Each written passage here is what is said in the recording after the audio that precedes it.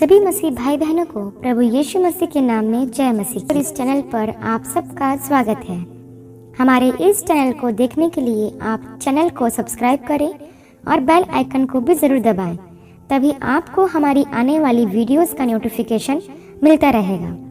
आज मैं आपके लिए बाइबल से आदम और हव्वा की कहानी लेकर आई हूँ, जो आपको उत्पत्ति के 1 से 3 अध्याय में मिल जाएगा, तो आप उसे वहां से विस्तार से पढ़ सकते हैं। तो चलिए भाई और बहनों, वीडियो स्टार्ट करते हैं। प्रियो, परमेश्वर ने 5 दिनों में पृथ्वी और उसमें पाई जाने वाली सब चीज़ों की सृष्टि की। तब 6वें दिन परमेश्वर ने आदम और हव्वा को बनाया। फिर प्रभु परमेश्वर ने अदन नामक स्थान पर एक वाटिका लगाई। वहां आदम को, जिसे उसने रचा था, रखा। उसने सब प्रकार के सुंदर फलों के वृक्ष भी बनाए। वाटिका के बीचों बीच 2 वृक्ष थे, वह वृक्ष जो जीवन देता है और वह वृक्ष जो मनुष्य को भले और बुरे का ज्ञान पाने में सहायता करता है। तब प्रभु परमेश्वर ने अदन की वाटिका की देखभाल करने के लिए आदम को वहां रख दिया। उसने उससे कहा, तू वाटिका के किसी भी वृक्ष के फल को खा सकता है, परंतु भले और बुरे का ज्ञान पाने में सहायता करने वाले वृक्ष का फल तू ना खाना। यदि तू खाएगा तो निश्चय मर जाएगा। ध्यान दे मेरे प्रियो, अदन की वाटिका में परमेश्वर ने जीवन का वृक्ष और भले व बुरे ज्ञान का वृक्ष दोनों लगाए थे, और परमेश्वर ने आदम और हव्वा को स्वतंत्र इच्छा प्रदान की थी, जो कि हम आगे देखेंगे कि इन्होंने अपनी स्वतंत्र इच्छा का कैसे गलत फायदा उठाया। प्रियो, यह कहानी उस प्रश्न का उत्तर देती है जो बहुत से लोग पूछते हैं, यदि परमेश्वर ने सब कुछ अच्छा बनाया तो फिर संसार में बुराई क्यों आई? परमेश्वर आदम और हव्वा को और हमें भी प्रसन्न देखना चाहता है। सच्ची प्रसन्नता उन्हीं के लिए है जो परमेश्वर की आज्ञा का पालन करते हैं। प्रियो, यह कहानी हमें आज्ञा उल्लंघन के परिणामों को दर्शाती है, जिसके बारे में हम आगे देखेंगे। प्रियो, सांप परमेश्वर द्वारा बनाए गए सभी जानवरों में से सबसे चालाक था। एक दिन सांप ने स्त्री से पूछा, क्या परमेश्वर ने सचमुच में कहा है कि इस वाटिका के किसी भी वृक्ष का फल तुम ना खाना? हव्वा ने उत्तर दिया, हम वाटिका के किसी भी वृक्ष का फल खा सकते हैं, परंतु जो वृक्ष बीच में है उसमें से नहीं खा सकते। परमेश्वर ने हमसे कहा है कि ना तो उसके फल को खाना और ना ही उसे छूना। यदि हम ऐसा करेंगे तो हम मर जाएंगे। सांप ने उत्तर दिया, यह सच नहीं है, तुम नहीं मरोगे। परमेश्वर ने यह इसलिए कहा है क्योंकि वह जानता है कि जब तुम फल खाओगे तो तुम परमेश्वर के समान हो जाओगे। तुम भले और बुरे को समझने लगोगे। ध्यान दे मेरे प्रियो कि परमेश्वर ने पहले ही आदम और हव्वा को अपनी समानता में सृजा था। उन्हें परमेश्वर के तुल्य होने की कोई आवश्यकता नहीं थी। सांप ने यहाँ पर हव्वा के सामने परमेश्वर के वचन को गलत ढंग से प्रस्तुत किया। कई मसीही विरोधी इस सवाल को उठाते हैं कि परमेश्वर ने अदन की वाटिका में भले व बुरे ज्ञान के वृक्ष को क्यों लगाया? अगर परमेश्वर को मालूम था कि हव्वा उस वृक्ष के फल को खाएगी, तो उस वृक्ष को लगाया ही क्यों गया? यहाँ पर मैं आपको बताना चाहती हूँ कि परमेश्वर ने मनुष्य को रोबोट नहीं बनाया। परमेश्वर ने मनुष्य को चयन करने की पूरी स्वतंत्रता दी है। प्रियो, परमेश्वर हमारे सामने 2 रास्तों को रखता है, एक सही होता है और दूसरा गलत होता है। अब परमेश्वर यहाँ यह दिखना चाहता है कि हम कौन सा रास्ता अपनाते हैं। उदाहरण के लिए, जैसे आप सिगरेट के बॉक्स को देखते हैं कि उस पर लिखा हुआ होता है कि तंबाकू सेहत के लिए जानलेवा है, लेकिन फिर भी कई लोग इसका सेवन करते हैं।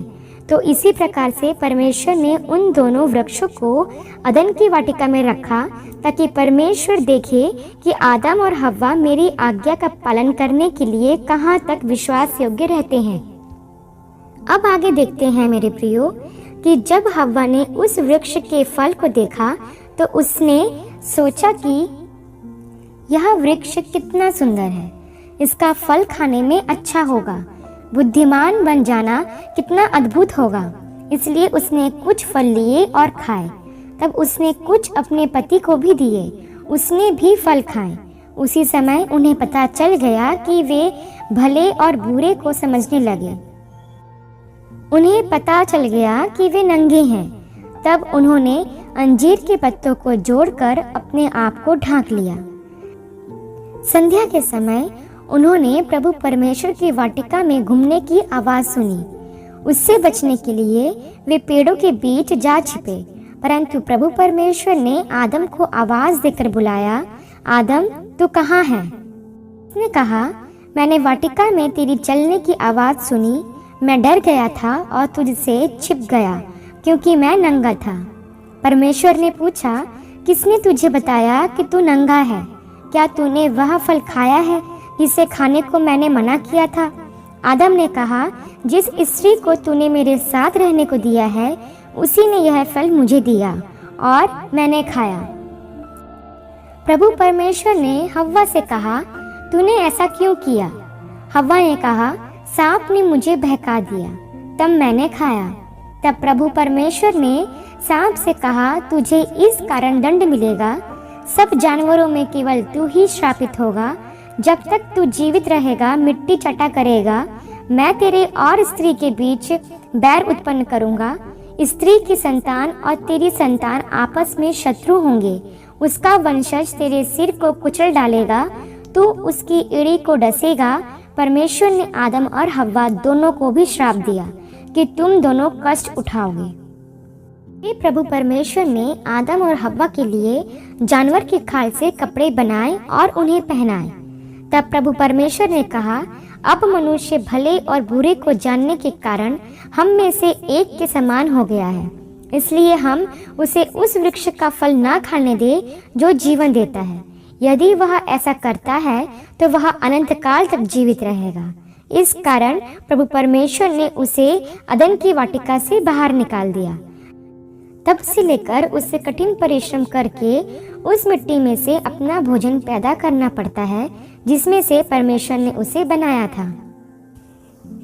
अब यहाँ पर हम कुछ बातों को सीखते हैं। पहले तो यह है कि परमेश्वर अपने लोगों से आज्ञाकारिता चाहता है। वह चाहता है कि उसके लोग आज्ञाकारी बने। जैसा हम शमूएल की पहली पुस्तक के 15 अध्याय के 22 वचन में पढ़ते हैं, जहाँ लिखा है कि क्या यहोवा होम बलियों और मेल बलियों से उतना प्रसन्न होता है जितना कि अपनी बात के माने जाने से। सुन मानना तो बलि चढ़ाने से और कान लगाना मेढ़ों की चर्बी से उत्तम है। तो प्रियो, अगर हम भी परमेश्वर की आज्ञाओं का पालन करते हैं तो परमेश्वर की आशीष हम पर बनी रहती है। लेकिन अगर उसकी आज्ञा का पालन नहीं करते तो हमें उसके क्रोध का सामना करना पड़ेगा। दूसरी बात हम सीखते हैं कि हमें दोष लगाने वाला नहीं बनना है।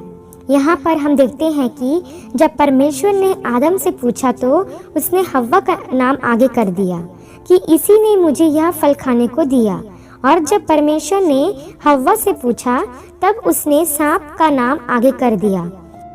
इस प्रकार इन लोगों ने अपनी गलती ना स्वीकारी, परंतु अपनी गलती के लिए एक दूसरे पर दोष लगाते रहे। बाइबल हमें सिखाती है, नीति वचन की पुस्तक 28 अध्याय के 13 वचन में, जहाँ लिखा है, जो अपने अपराध छिपा रखता है उसका कार्य सफल नहीं होता, परंतु जो उसको मान लेते हैं और छोड़ भी देते हैं उन पर दया की जाएगी। तो प्रियो, यहाँ पर अगर आदम स्वयं अपनी गलती स्वीकार लेता तो परमेश्वर का निर्णय कुछ और होता।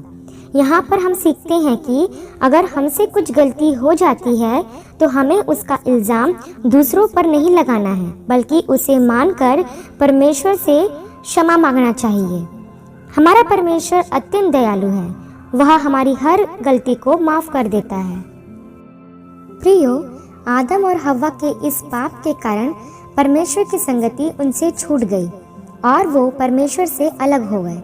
वैसे ही जब हम पाप करते हैं तो परमेश्वर की संगति हमसे दूर हो जाती है, क्योंकि लिखा है, तुम्हारे अधर्म के कामों ने तुमको तुम्हारे परमेश्वर से अलग कर दिया है, और तुम्हारे पापों के कारण उसका मुंह तुमसे ऐसा छिपा है कि वह नहीं सुनता। प्रियो, अगर आप परमेश्वर की संगति में बने रहना चाहते हैं तो आपको पाप से दूर रहना होगा।